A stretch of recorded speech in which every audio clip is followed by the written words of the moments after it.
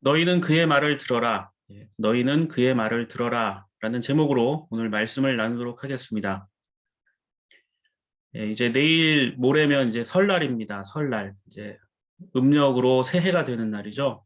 이 설이라는 말의 유래를 찾아보면 몇 가지 유래가 있다고 하는데 우선 낯설다라는 말에서 이 설이라는 말이 나왔다고 합니다. 또 시장이 선다, 학교가 세워졌다라고 할 때 무언가 시작한다는 의미의 설날, 이 말에서 설이 유래가 되었다고도 합니다. 사람들은 낯설고 익숙하지 않은 것을 대할 때면 조심스럽습니다. 그래서 설을 한자어로는 근신하고 경고망동을 삼가하고 조심한다. 그러니까 뭐 바뀌었으니까 새롭게 한번 조심해보고 경고망동하지 않는다라는 뜻에서 신일이라고도 합니다.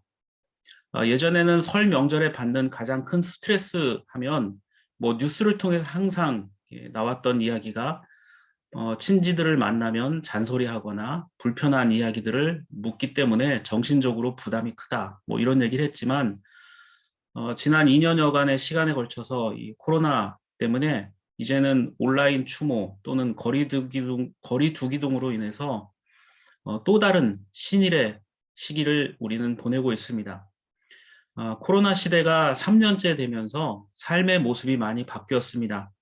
특히나 인생의 아름다운 낯선 시기를 경험해야 할 20대 이하의 세대에게는 이 코로나 시대가 더 힘겨운 시간으로 기억이 되는 것 같습니다.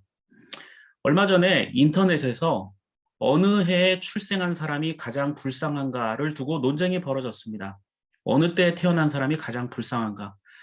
이 이야기의 시작은 2002년생의 학창 시절을 다룬 뉴스였습니다. 그 CBS라는 곳에서 했던 뉴스에 2002년생 출연해서 이제 인터뷰를 하면서 했던 이야기가 이제 화제가 되면서 많은 곳에서 이제 논란이 됐었는데요. 2002년생들은 초등학교 1학년 때 신종플루가 발생됐다고 합니다.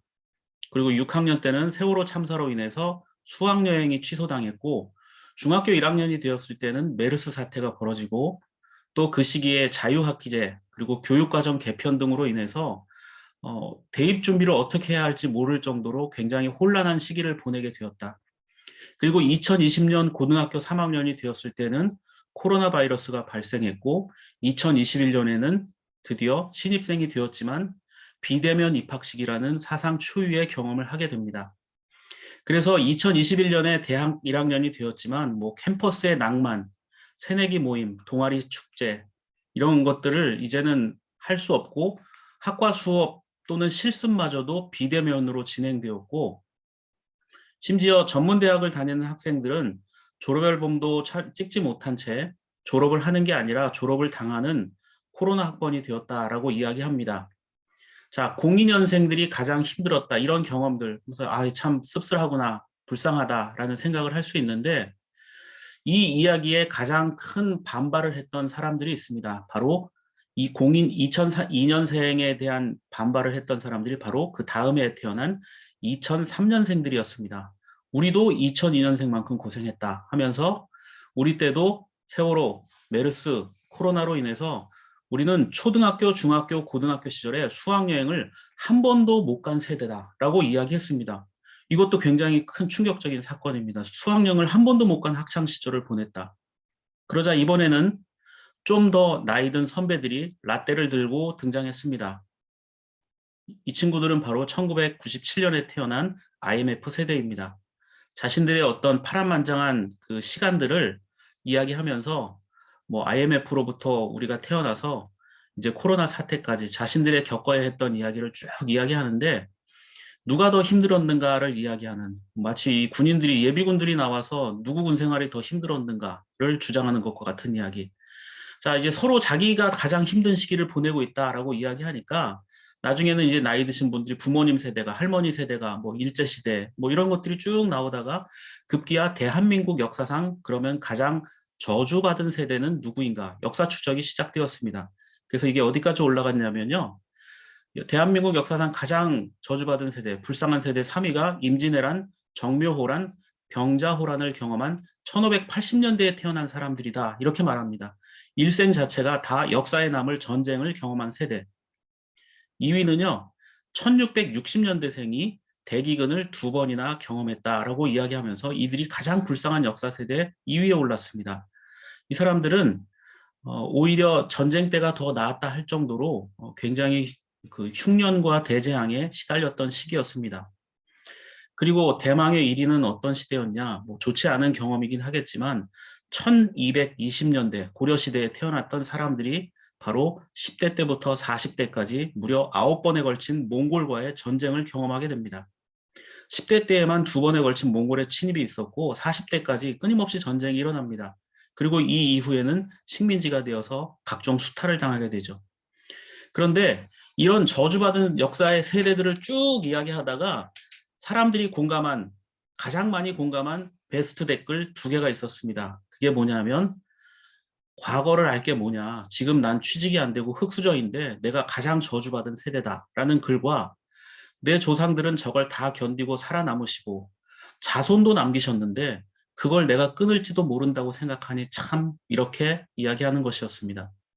그러니까 취업이 너무나 힘들고 결혼이 힘든 시대상을 반영하는 것입니다. 뭐 이렇게 이야기하면서 사람들은 웃고 공감하고 뭐 그렇게 하면서라도 스트레스를 좀 어려움들을 풀어보는 것이겠죠. 마스크를 벗고 다니던 시절을 이젠 사진으로만 추억으로만 기억해야 하는 낯선 날들이 점점 익숙해지고 있습니다. 2022년 설은 그 어느 명절보다 익숙한 것과 낯선 것의 경계에 서 있는 시기라고 해도 과언이 아닐 것 같습니다. 교회도 마찬가지입니다. 또 다른 말로는 이전의 것과 새로운 것, 변화에 대해서 무엇이 옳은 것인가 그른 것인가에 대한 새로운 가치 정립을 해야 하는 조심스러운 시간들이 된 것 같습니다. 오늘 본문 말씀에 등장하는 모세의 모습이 바로 새로운 시대를 맞이하는 경계에 선 사람이라 할 수 있습니다. 첫 번째 본문인 출애굽기 34장 29절 말씀을 보면 좀 신비스러운 장면이 등장합니다. 모세가 시내산에서 하나님께 십계명을 받아서 내려오던 순간 모세의 얼굴에선 빛이 났다라고 이야기합니다. 모세는 총 8번에 걸쳐서 시내산에 올라갔다 내려오는데 그중에 이제 십계명을 들고 내려오는 이 장면을 설명하고 있는데요. 29절 보면 모세가 2증거판, 그래서 십계명을 새겨져 있을 것으로 추정되는 그 판을 들고 내려오는데 그때 그의 얼굴에서는 빛이 났다 이렇게 말하고 있습니다. 자, 모세의 얼굴에서 빛이 났다. 이 모세의 얼굴에서 빛이 났다라고 하는 것을 그 요세푸스라고 하는 역사학자는 기쁨에 찬 얼굴과 신바람이 난 모습이다 이렇게 간단히 설명했고, 칼빈은 뭐라고 설명했냐면 모세의 얼굴에 나타난 빛은 하나님께서 그에게 쏟아부으신 영광이다라고 표현을 했습니다. 그런데 정작 가장 중요한 건 뭘까요? 모세는 이렇게 얼굴에 빛이 나고 있다라고 사람들이 보고 있는데 모세는 자신이 얼굴에 빛이 있다는 것을 전혀 알지 못했다라는 겁니다. 자, 사람들은 자기의 얼굴을 볼 수가 없죠. 거울이 없으면 볼 수가 없습니다. 무언가 비춰봐야 자기의 모습을 볼 수가 있습니다. 모세도 그랬다는 겁니다. 자기의 모습을 볼 수 없었기 때문에 몰랐던 거죠. 저도 그런 것 같습니다. 제가 아침에 떡을 찾을 때에는 항상 모자를 쓰고 일을 합니다. 혹시라도 머리카락 한 올이라도 제품에 붙으면 안 되기 때문입니다. 그렇게 모자를 쓰고 1시간 이상 일을 하다가 이제 저희 경기떡집 남양주에 와서 모자를 벗고 이제 장사 준비를 합니다. 혹시 떡이 늦게 나오거나 차가 막혀서 시간이 지체되면 마음이 더 급해집니다. 그래서 저의 옷매무새를 단정하게 만들 시간도 없이 이제 떡을 진열하고 뭐 청소를 하고 준비를 하는데, 자, 이렇게 정신없이 준비를 하다가 또 손님이 오는 경우가 있어요. 그러면 그 손님을 또 만나서 물건을 팔고 하던 정리를 마저 해야 합니다. 어느 날인가는 한 번은 급하게 정리를 하고 손님을 보내고 나서 잠시 한숨 돌릴 틈이 생겨서 화장실에 갔다가 깜짝 놀랐습니다. 거울에 비친 제 모습이 어땠냐면 아침에 일하면서 모자를 쓰고 있었잖아요. 그런데 그 모자를 벗었는데 머리가 마치 바람에 날리는 것처럼 엉망이 되어 있었던 겁니다. 저는 그런 줄도 모르고 장사를 열심히 했어요. 제가 제 모습을 볼 수 없으니까요. 아마 저를 본 손님은 제가 잠을 자다가 나온 게 아니었을까 이렇게 생각했을지도 모르겠습니다. 사람은 거울을 보기 전에는 자신의 모습을 알 수 없습니다. 무언가에 집중하면 더 그렇습니다. 그래서 많은 사람들이 먹고 살아야 한다는 이 핑계, 바쁘다 또는 명예와 물질에 집착하느라 건강을 돌보지 못하고 인간관계도 잃어버릴 때가 굉장히 많다는 것입니다. 그런데 모세는 집중하는 대상이 달랐습니다. 그는 어디에 집중했습니까? 바로 하나님과 하나님의 말씀에 집중했다는 것입니다. 자, 하나님과 하나님 말씀에 집중하느라 자신의 모습을 볼 수가 없었다. 알지를 못했다. 이것을 어떤 식으로 설명할 수 있냐면 일종의 자기 부인 또는 자기 부정으로 설명할 수 있습니다. 하나님께 집중하느라 자기에게 집중하지 않는 것, 자기를 살펴보지 않는 것. 마태복음 16장 24절 말씀 보면 그때 예수께서는 제자들에게 말씀하셨다. 누구든지 나를 따라오려거든 자기를 부인하고 제 십자가를 지고 나를 따라오너라.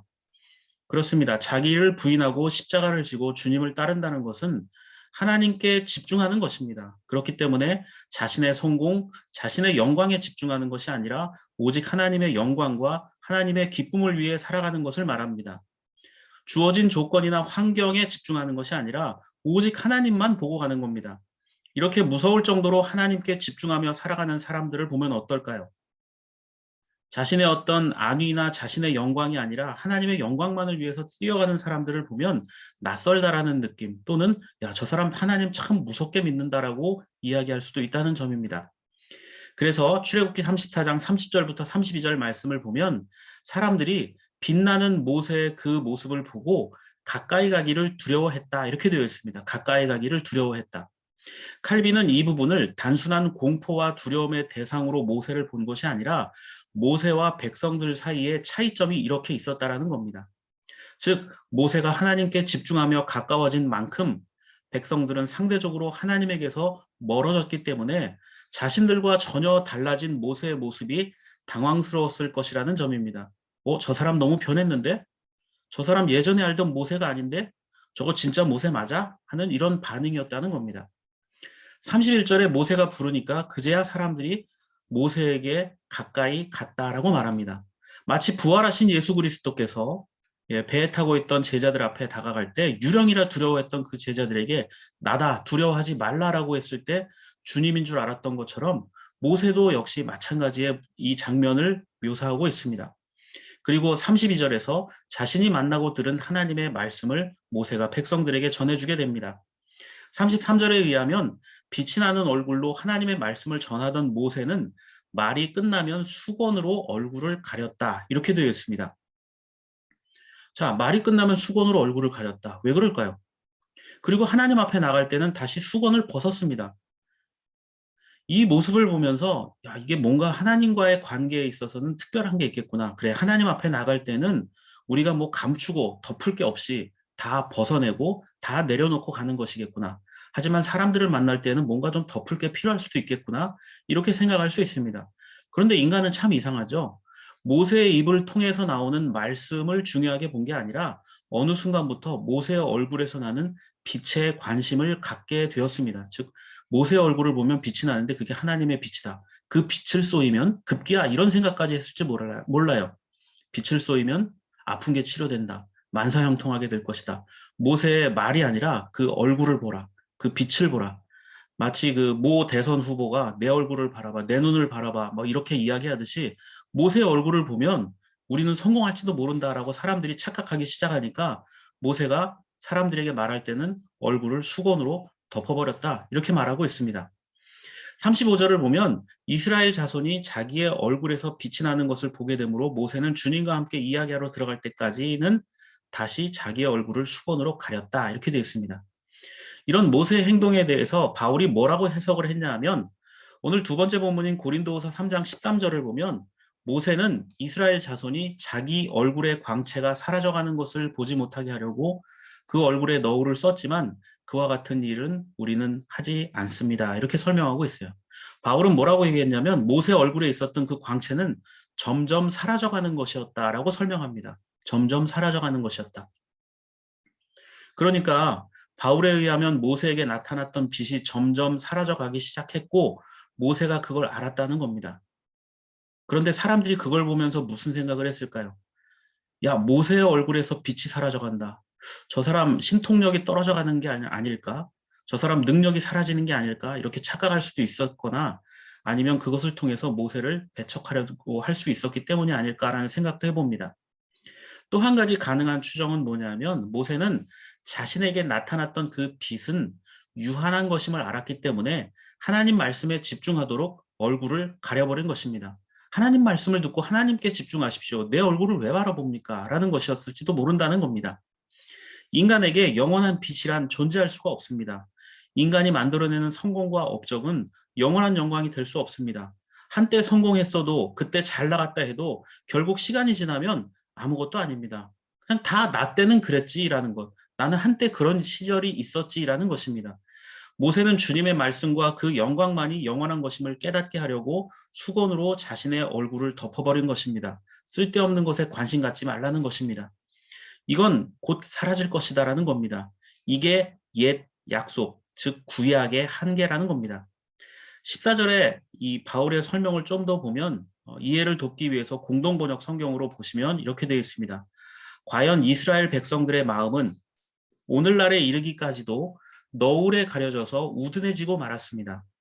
그들은 옛 계약의 글을 읽으면서도 그 뜻을 깨닫지 못합니다. 그 너울은 사람이 그리스도를 믿을 때에 비로소 벗겨지게 되는 것입니다.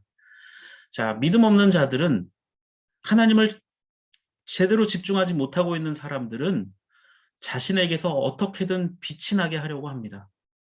하나님을 빛나게 하고 주변을 빛나게 하려는 것이 아니라 자기가 그 빛을 어떻게든 내보려고 합니다. 흠이 없는 사람인 것처럼, 완전 무결한 사람인 것처럼 이야기하려고 합니다.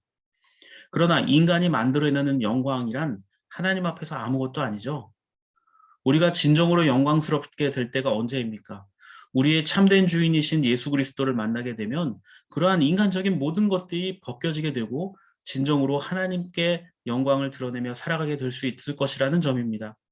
16절과 17절의 말씀을 보십시오. 그러나 사람이 주님께로 돌아서면 그 너울은 벗겨집니다. 주님은 영이십니다. 주님의 영이 오신 곳에 자유가 있습니다. 라고 이야기합니다. 자, 바울은 주님께로 돌아선 사람에겐 여기서 말하는 너울은 어쩌면 우리의 체면 또는 우리가 갖고 싶어하는 어떤 힘, 명예, 권력 이런 것일 수 있습니다. 그런데 그게 벗겨지면 자유함이 있다. 나 실패하면 안 된다. 나는 아프면 안 된다. 나는 넘어지면 안 된다. 나는 절망하면 안 된다. 이런 것들이 어쩌면 우리에게 씌워진 너울일 수가 있다는 점입니다. 그런데 이 너울이 예수 그리스도 앞에 벗겨진 자들에게는 자유함이 있다라고 이야기합니다. 이 자유함이란 무엇일까요? 예를 들어 자존심이나 교만이라고 생각해 보십시오. 제가 몇 년 전에 시장에서 고기 배달을 한 적이 있습니다. 자전거 또는 손수레를 끌면서 고기 배달을 했어요. 그때 얼굴에 항상 마스크를 쓰고 다녔습니다.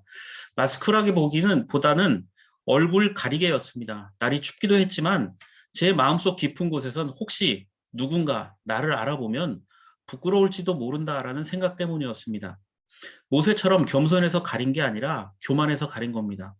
저에겐 아직도 이런 너울들이 많은 것 같습니다. 아마 여러분들도 이런 경험이 있을지 모르겠습니다. 무언가 실패했을 때, 또 남들만 못하다 여겨지는 이 연약함을 대하면서 자존심에 상처 입고 싶지 않아서 남들이 나를 어떻게 생각할까 하는 이 염려 때문에 가리고 싶은 너울들이 굉장히 많을지도 모릅니다. 하지만 주님 앞에서 부끄러워하거나 가릴 필요가 없습니다. 우리는 세상의 영광을 위해 사는 자들이 아니라 하나님의 영광을 위해 사는 자들이기 때문입니다. 일상의 삶 속에서 주님을 빛나게 하는 자들이 되어야 합니다. 그러한 삶을 살기 위해서 필요한 것, 잊지 말아야 할 것은 자기 자신이 아니라 오직 하나님에게 집중하며 살아야 한다는 점입니다.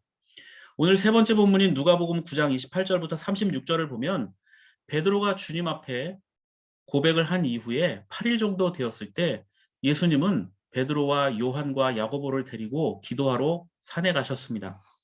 기도하실 때 그 모습이 29절 말씀처럼 변화가 되었다.